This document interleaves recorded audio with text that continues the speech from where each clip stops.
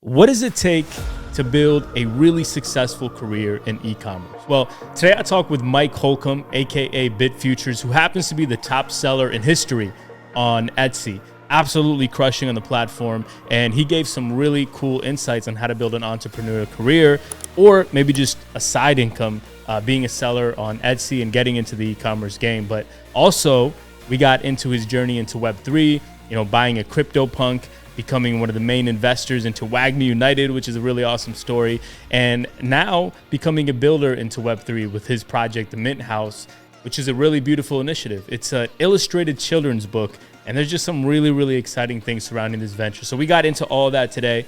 Really hope you enjoy the conversation. Bitfuturez, man, aka Mike.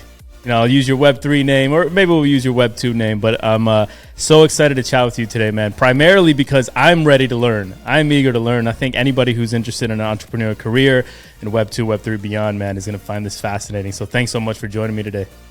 Yeah, man. Thank you for having me. I'm excited with what you're doing with, your personal brand, Metaverse, MV3, all the things that you're building. Like, I'm a big fan, so I'm glad to be here. Nah, likewise, man. So let's start with, because this blew my mind, right? When I was doing research on you, and I realized that you are the top seller on Etsy. And I dug deep into this a little bit. I see Caitlin Minimalist, name of the store. You guys have done, according to the internet, 74,000 sales in the last 30 days. The second seller is at 41,000, which is also an incredible number. But tell me the story about Caitlin Minimalist first, man. How you became the top seller on Etsy.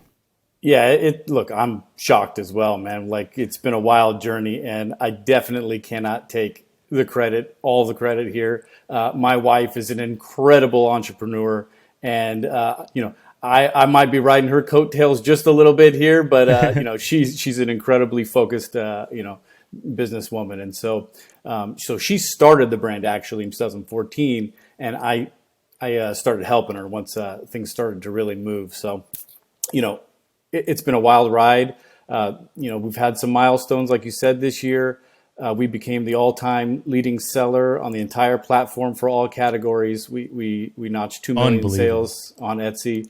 Yeah, it's been it's been a journey, and it doesn't happen overnight. Like I said, we started this thing in 2014 in our living room in Anaheim. It was just me and my wife, and we treated it like a business early on, and I think that that's where a lot of people kind of missed the mark early on, was treating it like a side hustle.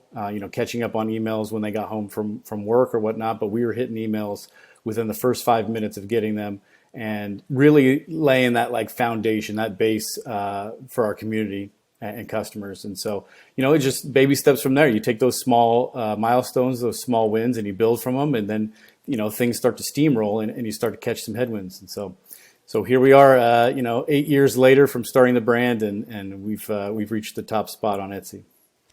I absolutely love that story. One of the things when I talk to like purebred entrepreneurs, it's always the same story where massive success, but people don't realize it's like an overnight success, 10 years in the making. For sure. It takes work. And so my question is, when you guys started it, it was completely bootstrapped, right? Like, there was no outside financiers, nothing, just blood, sweat, and tears. And you said something interesting, is that you approached it as a full-time business from day one, even though I'd imagine it was, when you first started out and you're first growing it, was it a part-time thing? Were you doing something else full-time? Or is this something that when you started it, you realized the potential and you went all in? Yeah, I hear the same stories too with other people who I've met who've built brands and stuff, and they've understand that success is a long-term game to be played here. In the beginning, for me personally, it was part-time because I had another job. I was just helping my wife, with her business. But for her, it was a passion. It was a dream. It was like her full-time thing. And and so just kind of built from there. I don't. It's just kind of a shock sometimes to think back on those early days. Trying to like, look, this is bootstrapped. So like, we had to figure things out as we go. And so like, we still have some of the same team members from back then. And so they've seen us grow as well as leaders and entrepreneurs for our business. And so, just trying to figure out like how to hire people, because this was our first business, our really first venture. So trying to make sure we're doing everything correctly and hiring, but then trying to get people to work out of our living rooms. So we're like conducting interviews in Starbucks. So it's definitely bootstrapped. We own 100% of our own business, and wow. So so the journey has been incredible.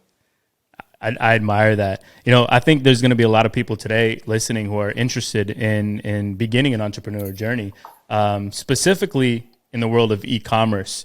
What advice would you give for anybody looking to pursue a career, either full-time, selling in e-commerce, or as just part-time to maybe supplement their income? Is there anything that really stands out to you that would be helpful for these budding entrepreneurs? Yeah.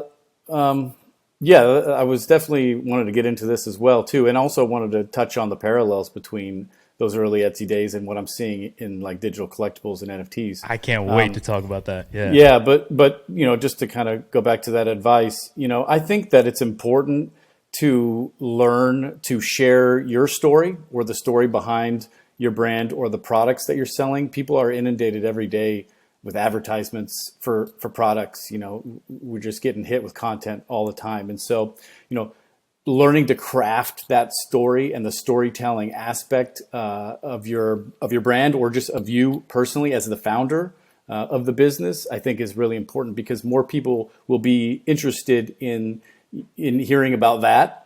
And then kind of leading into seeing what you're quote unquote selling, or what the product is. Of course, great products will win as well, but I think that learning to kind of find a way to work on your storytelling and share that. What ways did you incorporate that? And I wouldn't even call it a strategy. I mean, I think that's so right. What really resonates with people.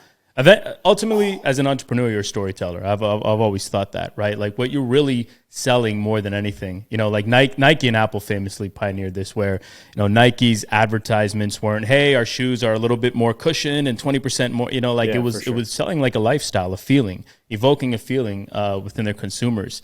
How did you guys go about this with Caitlin Minimalist? Was there like a strategy you pursued, or were it just general authenticity and that resonated with people? Yeah, I think we got a little lucky in the sense that our product has great story behind it, because everything that we we create is personalized. It's custom to our customer and our community, and so you get a lot of sentimental value. We price our products at an affordable price point that everybody can afford. It's sterling silver, it's high quality, but you're getting it for like $35, $40. And it's personalized. So what we really strive to kind of push is that sentimentality aspect of it. And every piece has its story. You have people who are having handwriting of their husband who's deceased, and they're having it captured, and it's almost like they're not even going to wear it. It's like a keepsake, to have on a mantle or something. And so every piece kind of has a story like that. And so obviously, we want to keep people's privacy and make sure that we're sharing things compassionately, empathetically online. But being able to share our own customers' stories behind their pieces was definitely a great building block to kind of go from. And then because of the sentimental value, and it's really like. It's a topic that you want to share with people. It's like I had this really important piece created, so word of mouth was really strong for us. And social media obviously is word of mouth on steroids. And so we had a lot of this was like early influencer days. This is like mom blogs on Facebook, like 2015, 2016. Those pages were sharing our stuff, and so that's where we got a lot of organic traction. It's just through those mom blogs on groups on Facebook. I love that. One of the things that, I was really early on as well into influencer marketing. And yeah, it was around 2013, 2014 where I built, one of my first apps that hit like critical mass and saw some success. And it was on the backs of influencer marketing at the time on Instagram. And there was such an arbitrage that existed where I was literally getting like 2-cent installs. It was unbelievable. Now with influencer marketing, and let me know if you've seen the same thing, but I feel like it's sort of evened out to the point where sometimes just buying ads on Facebook or any social media platform traditionally is almost about the same ROI. Have you noticed that as well? And how has your marketing strategy shifted over the years as, you know, social media has become a little more matured? Yeah, I look, I see the same things as well. You know, you're not getting the return on in influencer ads or messaging. We actually get the best ROI just advertising within the Etsy platform. We make sure that we're the number one, listing in search SEO and in the buy box for inside the platform.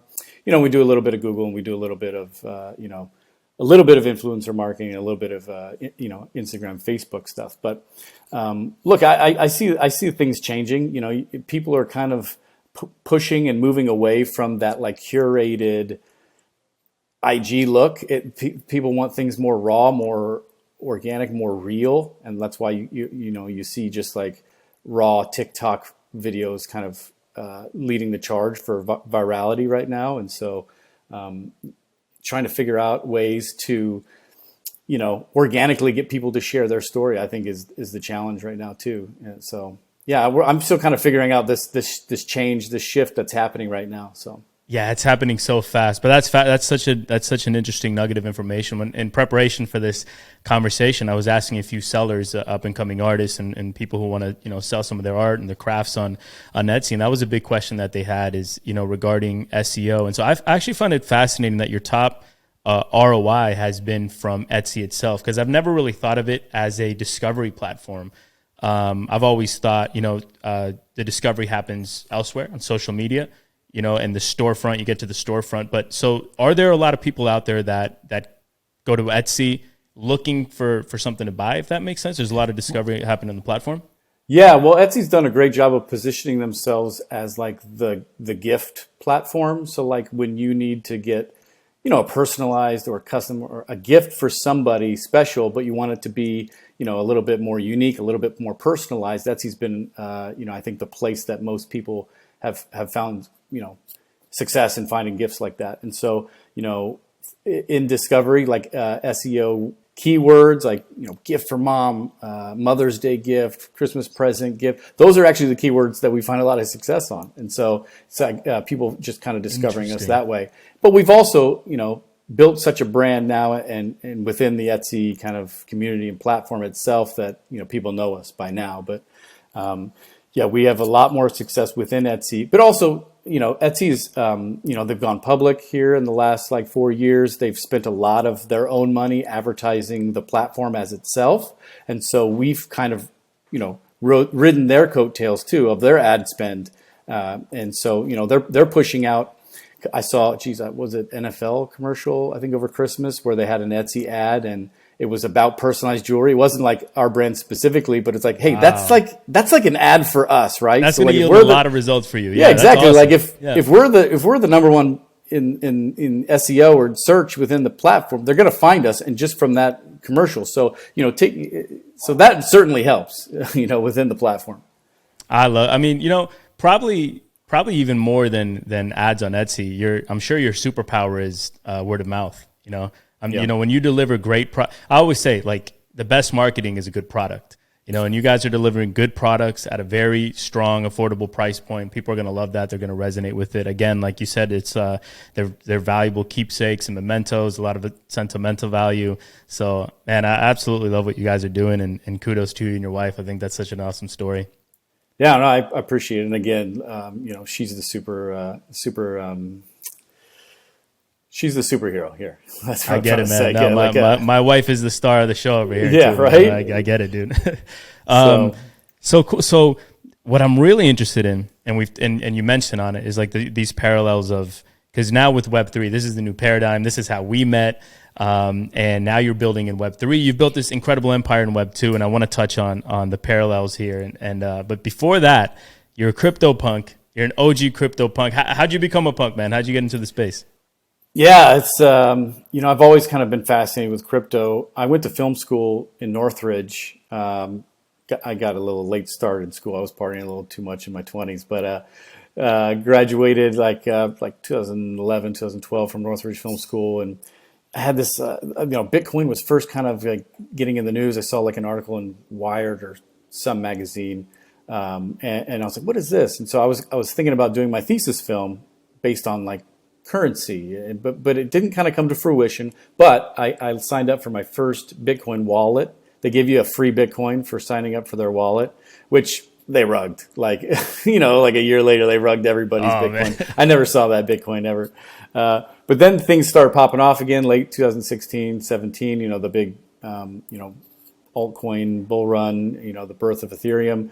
So I kind of got back into it, found Chainlink early on, Aave, was really into the altcoins. Still had, my basics with Bitcoin and ETH, but, that's kind of how I got deep into crypto, and then was just Chainlink maxi for like 2 years, just piling into Chainlink, and it was deep into that community, the Link Marines on Twitter.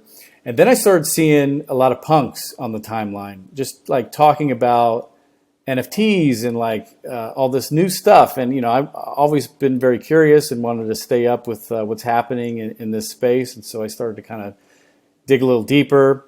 I wish I had pulled the trigger a little earlier, back in like, October, November of 2020, when like G was buying his punks.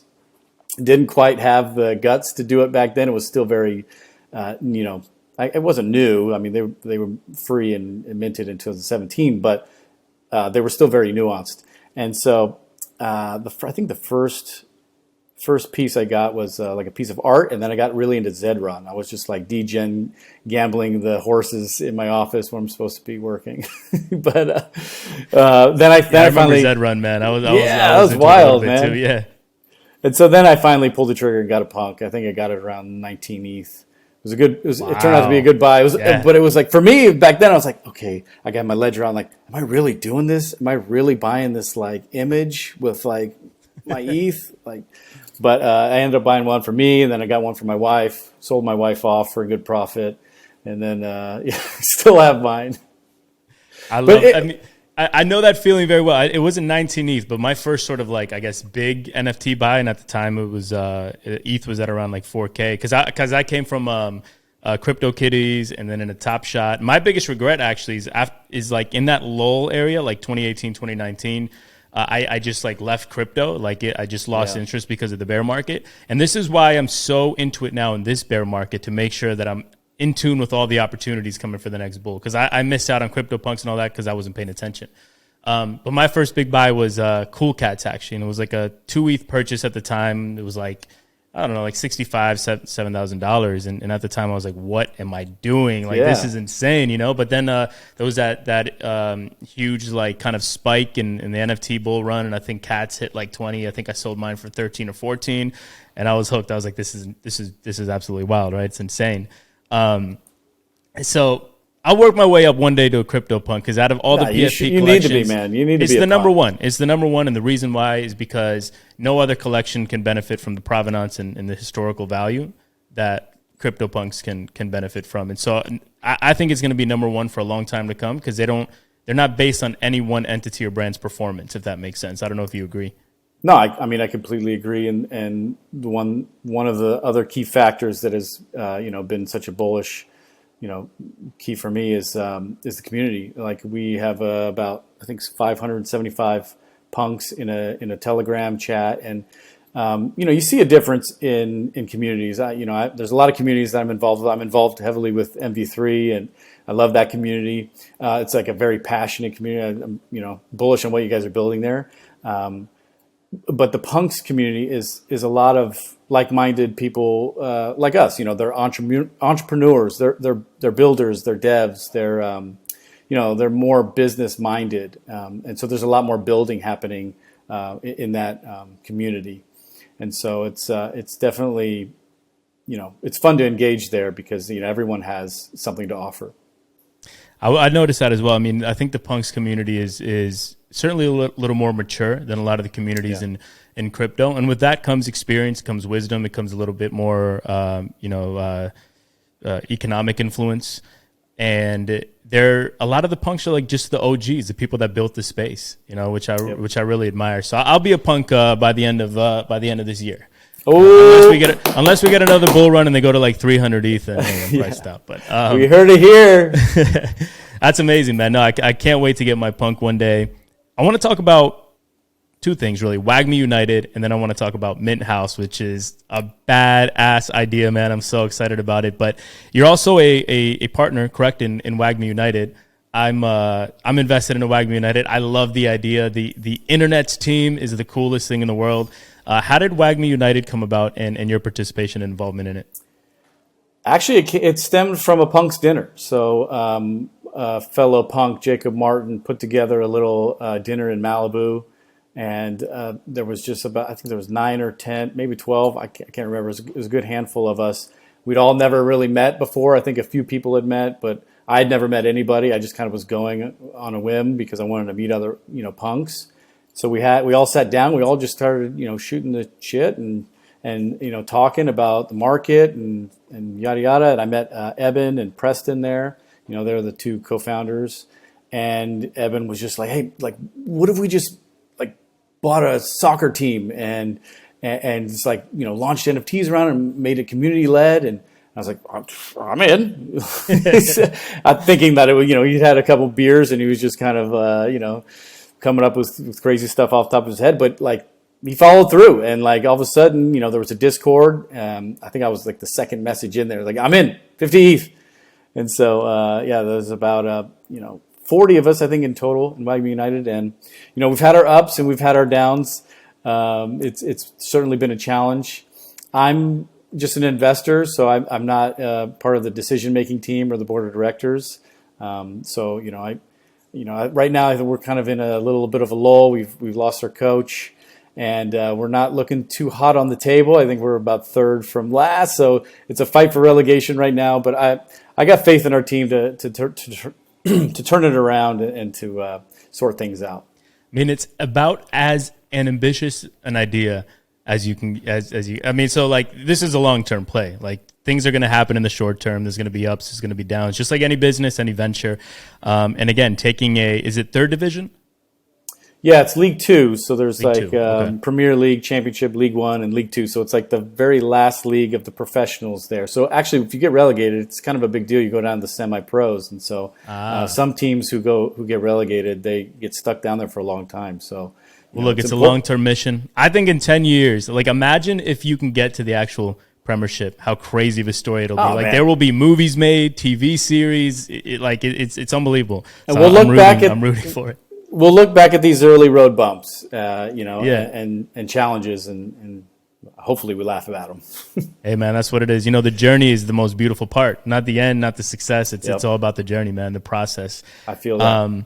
So tell me about what you're building, man, with the Minthouse. It is so refreshing to me, in a space where, ultimately there's a lot of the same sort of recycled sort of things, copy paste projects.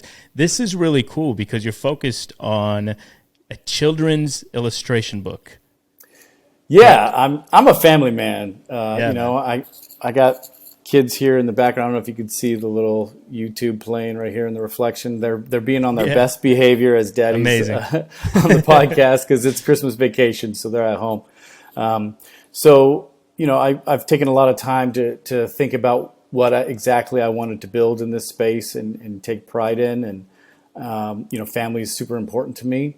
And so it's actually been about a little over a year in the making. I partnered with another punk, Justin Schenkro, and a photographer in this space. His name's Julian Lalo. I collected a piece from him, and we just kind of started chatting, and he was a family man as well. And then the next thing you know, we're building something together. It's kind of how this space works. And so we were just thinking like, there's not much in like the family friendly zone niche of Web3. There's a lot of degen plays, a lot of just, vibes. I know there's a lot of Web3 parents who kind of, need content to kind of explain to their kids. So we wanted to focus on educating how digital collectibles and NFTs can help a younger generation, right? So like they're going to be super curious as what mom and dad are doing or what they're seeing online. And so, we're trying to, teach the basics what's a hot wallet, what's a cold wallet, what are the different utilities? How can, as if I'm passionate about photography, how can I, sell my photography or digital art? And so the book is it's a generative illustrated book. So it's a JIB. We created this acronym, a JIB. Love that. So it's the same storyline. It's a 20-page book about a kid's journey into Web3. He meets Bit, who takes him to the Minthouse and teaches him all about digital collectibles. But all of the art is different. So this is why it took a year, man. It's like you have your normal PFP collection where it's, the standard, all the traits, but it's just one image. This is 20 pages where we had to do all those different traits. So layering and the contract and the generation has been very complicated, but we finally figured everything out. So your character for your book that you mint will be different from my character. And we'll have token number 1 will be like the Minthouse main book, the physical that we go to market with, that we try and get in Barnes & Noble or whatever to kind of to spread the word of Web3. But everybody else's special edition NFT will be unique character. That is cool. What's the what are the dates that we should be looking at when when is you going to launch? And I get it's a ton of work, so don't rush it. Dude, I can't even imagine, man. 20 pages of generative art. And the illustrations are like the real deal. Oh, it's they're beautiful. Yeah. I'm so proud of what we built. We worked with this one-of-one artist who's got a lot of work on Foundation. A little challenge is she loves to remain anonymous. So I would love to give her flowers online and share the love and share how incredible the art is, but she wants to remain anonymous. Hopefully, as the word gets out about this, she'll change her mind. But also worked with Lore Punk, another punk who was the writer who helped me write this. It's been a year in the making, and me and Julie and Justin were a little optimistic about how long this would take. But then after seeing all of the art compiled, it makes sense that it took so long because it's incredible. It's 20 pages and there's so many attributes. And so we worked with this one-of-one Foundation artist who wants to remain anonymous. I want to share her love online, but I want to respect her wishes. And we also worked with Lore Punk, another punk who helped me write this. But also, everything's coming into fruition right here in the holidays when I was slammed at my DC, my distribution center, getting all this jewelry out, super busy there. I had planned this vacation months ago, which I leave in 2 days for 10 days. And so everything just happens to kind of finish and the contract's ready to kind of, mint. And, so it's been a challenge. So we're looking at late January to get all of our ducks in a row. We'll have a final date here soon. That's exciting. I have 2 questions there. One is, the artist in question, is it, because I've actually dealt with this before, so I want to see if it's the same thing, but right now in the art world, there is such a stigma around NFTs. Right now in the mainstream, there's a lot of toxicity surrounding it, and I've always gotten it, right? Because, there's a lot of bad actors in the space that have sort of like corrupted and abused the technology. Is that why the artist wants to remain anonymous, out of curiosity? No, actually. Okay. I had a relationship with her online. I was a big fan of her art. I didn't have a chance to collect. VVD actually outbid me for one piece. But I did get a chance to kind of meet her online and talk to her. So she was already in this space. She was already creating. Nice. And so it's not the stigma of the space. But she takes pride in the fact that she's a one-of-one artist. Right. And this is a little bit more generative and not specifically her style. But she crushed it. So sure, man. No, beautiful. Yeah, no, I was just wondering because I have had we have a project called Singularity coming up, and when we were onboarding some 3D artists, a lot of them were like, "Listen, I don't want to be known as like an NFT person. It's so scammy. It's this," which for me is like an exciting challenge because it's like it offers, and for the Minthouse too, it's an educational onboarding project. So we have a real opportunity to start changing the narrative, which I think is really important. Yeah, so we have this. Oh, sorry, I wanted to give my 2 cents on that too. And I think that it just comes down to, like you said, education about the verbiage, about the term. Because there was so many scams and crypto is just getting dragged through the mud in the media right now, and for good cause with some crazy scams happening this year, which is unbelievable. But I think that crypto as a whole, as an industry, will come out okay because these are all things that we actually were shying against and away from, why we built ETH, why we built Bitcoin, and why we support it, was not for these like centralized exchanges to abuse us. Anyway, that's a whole nother topic. But I think getting away from those terms like NFT and moving towards just like what it is: a digital photograph, a tradable, Right. a tradable photograph, a tradable piece of art, a digital collectible. I think, like Reddit had a launch, and they shied away from those terms and saw some success. And so I think eventually over time, with, education like ours and yours, and just kind of, people in the space supporting it, change will happen. I think so too, and a lot of people, because of the bad actors. And one point that you made that I find really interesting is that, 2022, there's so many people exposed, whether we're looking at the SBFs and Duquans and stuff of the world. But the magic is that the decentralized technology has actually worked fine. It's we can't cast aspersions against those. It was just the people using, abusing and centralizing the tech that actually failed us. And so I actually think it was like a good year for decentralized technology because it proved that it's actually very important. Yes. I mean, ETH is running fine, Aave is running fine, Uniswap's running fine.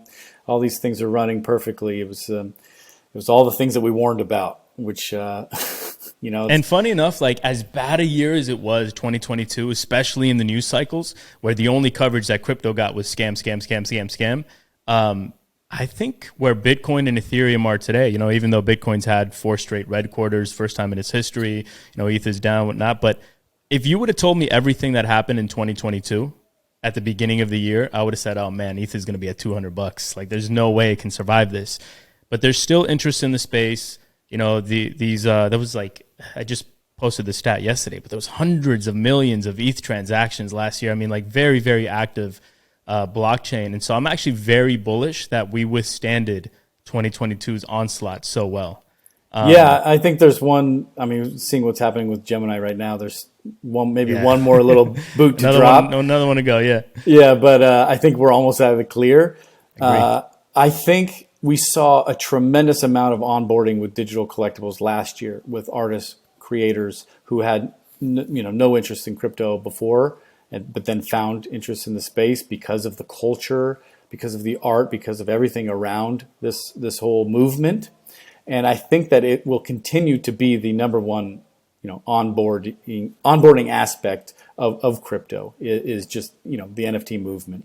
And if you pay attention to who was getting rugged, it was mostly traders on exchanges. Yeah. It wasn't the creators. It wasn't NFT collectors because there has been such a conversation behind self custody and ledgers and hardware wallets on Twitter and with collectors and with artists. And so I'm actually really proud that our community has kind of stayed clear for the most part. I know there's a lot of. I think that's so well said, man. I agree. A lot of people, unfortunately, some people did get burned, but I think for the most part, a lot of creators didn't. So tell me about Minthouse, and I'm going to put it here on the YouTube. You have some of the coolest advertisements that I've seen in the space. They have so much personality. They're so creative.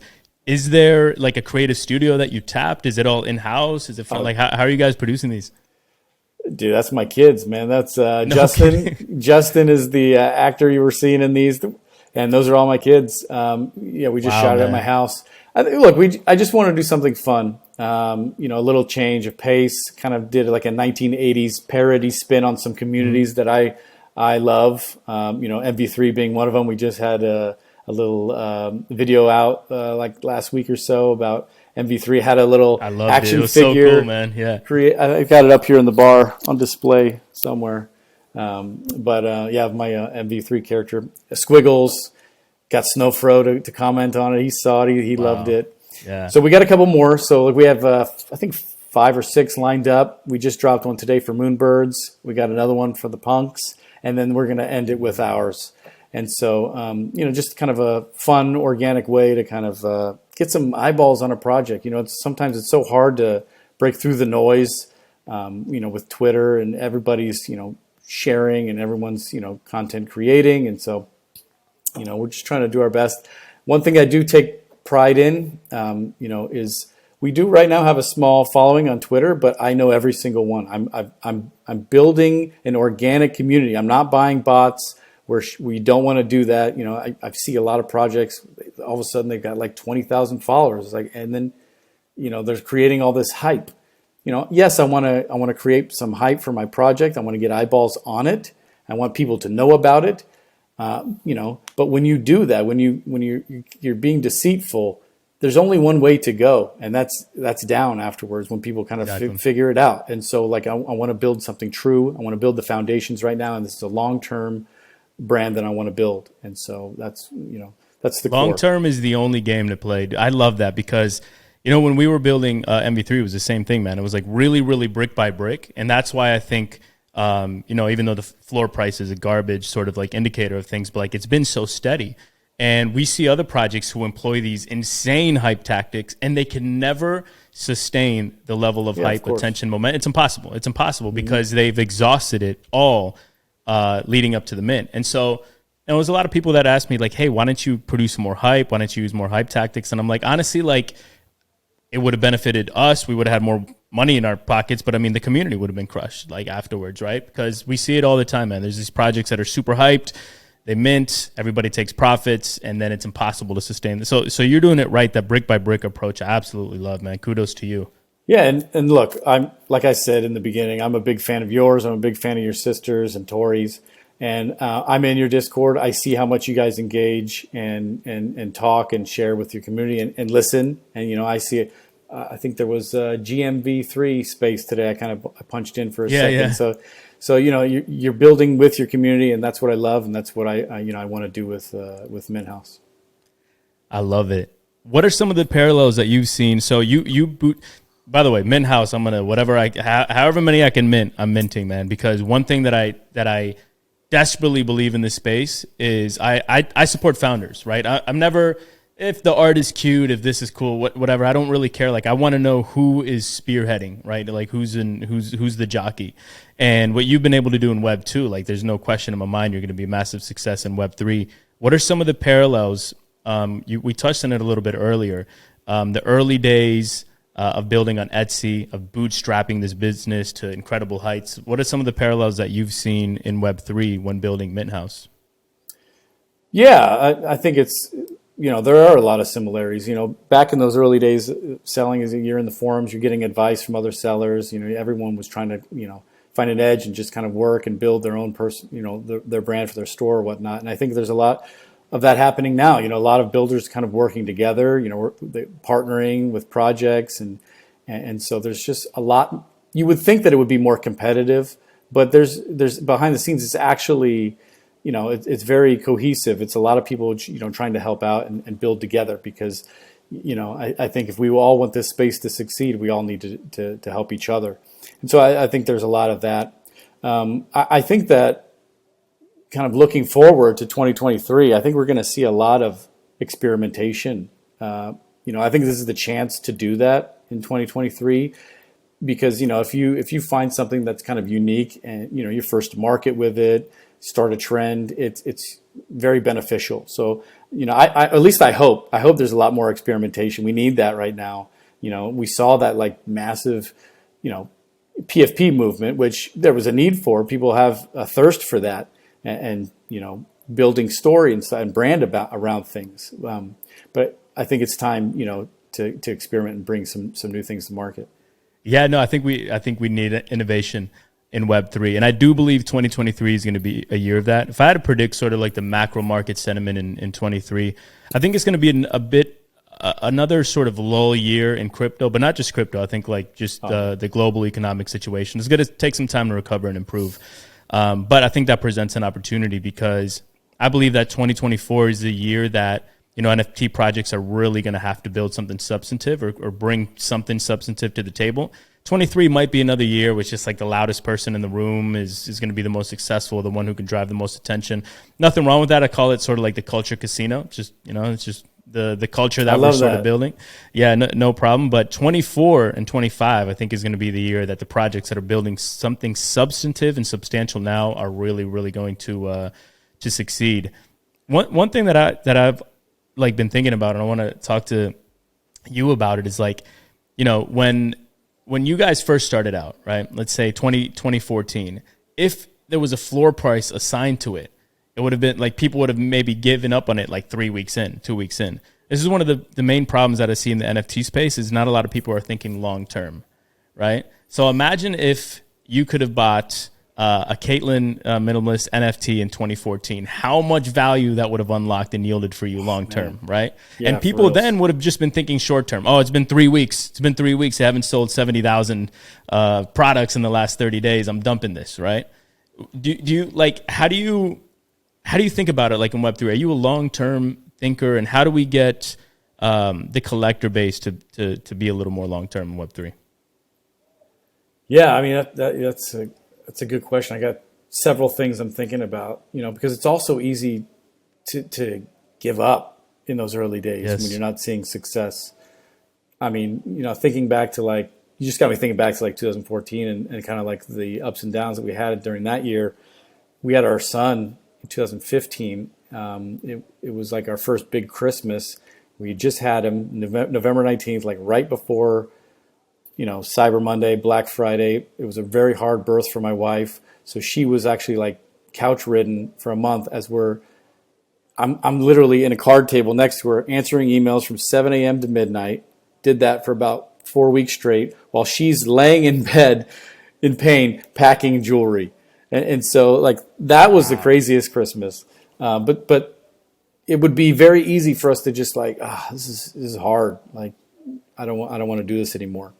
And so 2023, you know, there might be some lulls like you talked about for projects. There might be those moments for founders here in this space where no one's looking at my tweets, no one's engaging, you know, Discord's a little dead right now, you know, but if you continue and you just, you know, you network, you're thoughtful about where you want to, you know, where your north stars are, your guiding lights, and how you're going to get there. You know, it might pivot, might change on the ways that you do achieve that. But as long as you're thoughtful about it, and then I think that, you know, you have much more chance for success when that happens. I don't know if I answered your question, but it's just where my mind went when you were talking about that. Where my mind is going now, man, it's like you're astonishingly successful, right? Like you're a monumental success, and I know you will be in Web3. But the reason I think I admire you most, man, is because of how good of a husband and father you are. And so I like me, you know, looking into the next sort of like chapter of my life is like, that's what I want to be. You know, I'm not like a father yet or whatever, but that's what I'd like to be known as, you know, like a good brother, a good son, a good husband, hopefully one day a good father. And so I just wanted to mention that, man, and when I met you and your wife in person, I met you last year at the Welcome to Loon event. And I met you also last year at the Azuki event. By the way, besides like the genuineness and authenticity that you guys exuded, you guys are fashion killers as well. Maybe we can get into that a little bit later, man. But that's actually the first thing that I realized is like how down to earth, humble, and authentic you were. So I really, really appreciate that.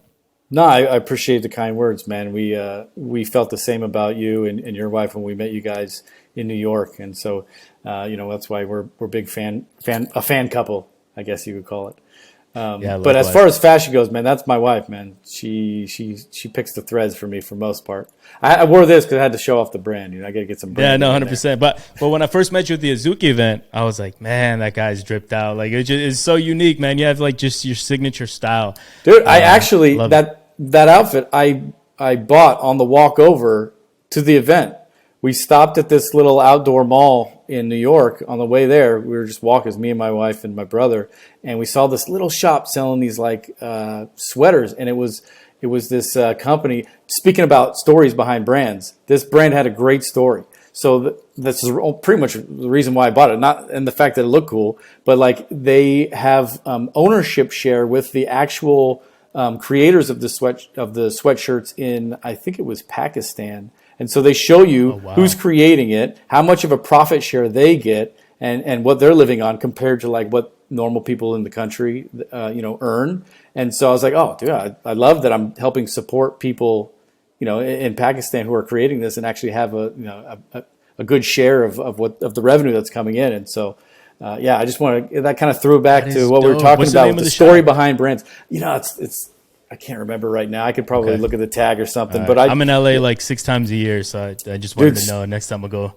visit. Story behind brand. I'm telling you, that's the selling point. One final thing I wanted to get in for Minthouse was just that if you join our early community in our Discord or whatever, you can get an OG status, and that OG status is essentially like a 50% off mint price. So joining our community now, early on, will pay dividends. 100%. I already know. I'm gonna right after this. I'm gonna join it. Give me the link. So shout out the link so we can put it right here at the top. Yeah. But also, like, I'll probably just give the OG status to a few communities. That if you just have that, you'll get like a 50% off mid price, and I'll do that for MV3. Oh, amazing, man. Thank you.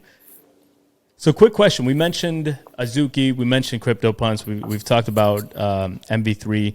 Do you have any projects that you're looking at right now that might be up and coming that you are bullish on for 2023? Or are you just so focused on building you haven't had time to really collect? Oh, man, I want to talk about just so many different things because, a good chunk of my, I guess you call it career in Web3 was just being a collector. And so, I find myself kind of going through trends when it comes to collecting. I collected a lot of photography for a while. I vibed with that. I still vibe with it a lot, but I kind of found some interest in lately with generative art on Tezos. I've been on FX Hash a lot late night, just kind of, degenning. The art is so good there, and it's so cheap. It's so cheap, good. Man. You can get great pieces for like 80 Tez, which is like, or 8. Yeah, it's like 80, like it's like $80. And so I found some really unique pieces. Actually, probably the most special piece that I collected, more so than my punk I found on Tezos. Wow. Very, very personal story. I gifted it to my wife on Christmas. Maybe one day I'll share it publicly. I found a really special piece that I gifted to my wife. So she got an NFT for Christmas. That's beautiful. Do you think one day soon, and this is kind of just sort of super off topic, but I wanted to get your thoughts on it. One of the cool things about, buying physical art, to me anyways, is first of all, it's that aura that we talk about in art theory where it's like, wow, the artist actually touched this piece of canvas or this, and there's something special to that. When you're close to like a Da Vinci piece or, a Warhol piece or something, like you do kind of feel that aura where like, wow, this is the brush strokes that came from this artist. Another good thing about it is like showcasing it in your home, and it makes for like an interesting conversational piece and allows us to like express who we are and whatnot.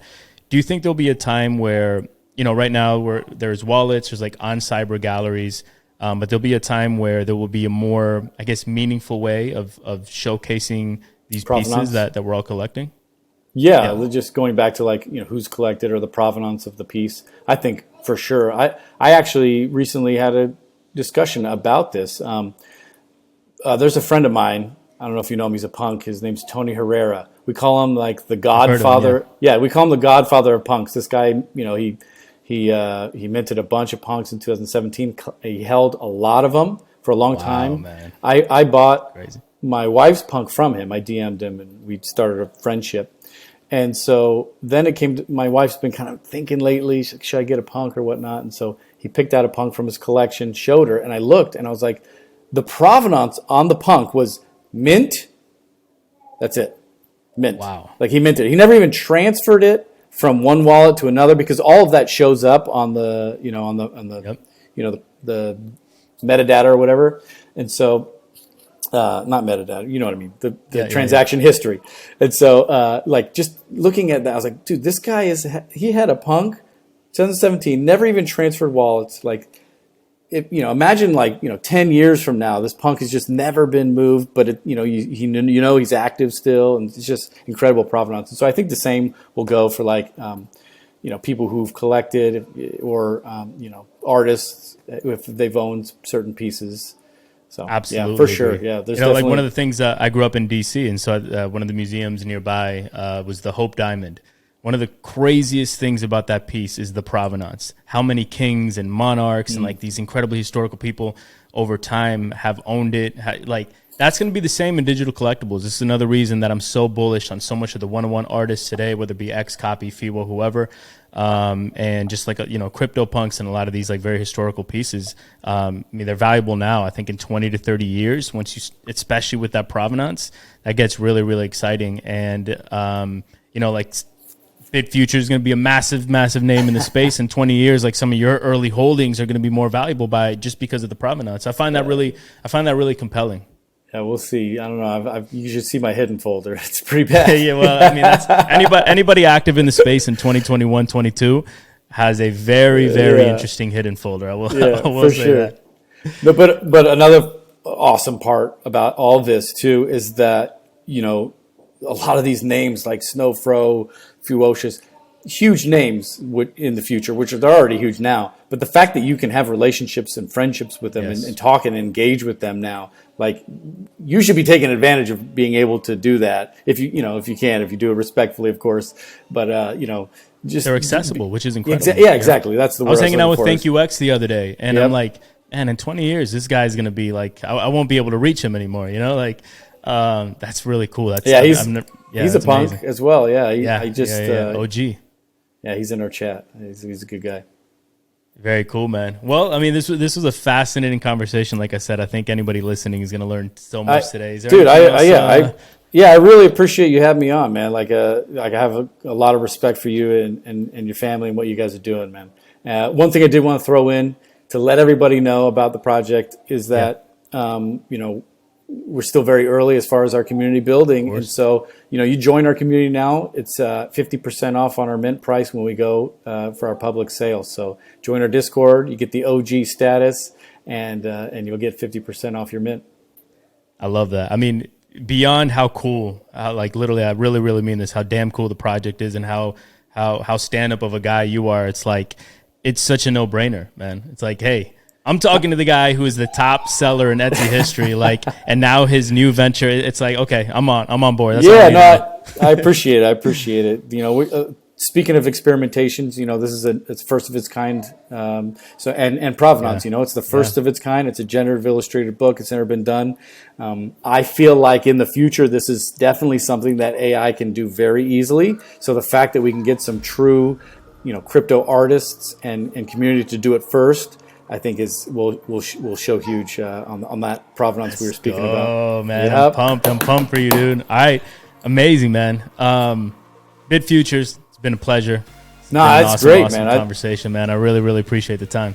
Yeah, thank you for having me, dude. This is fun. All right, everybody, thank you for watching. If you enjoyed that, let me know what you think in the comments below. Would really appreciate your input. As always, if you want to support this channel, leave a like, subscribe. There's a lot of heat coming in 2023. I can definitely tell you that. And if you enjoyed the conversation with Michael, make sure to follow him on Bitfuturez on Twitter and get into his Discord if you want to become an OG in his project, which I believe. Listen, I bet on the jockey, man. I believe in people. I believe in the founders. We've seen what Mike can do in his Web2 career. Let's see what he can do in his Web3 career. It's going to be really fun to watch. So catch you in the next episode. Peace.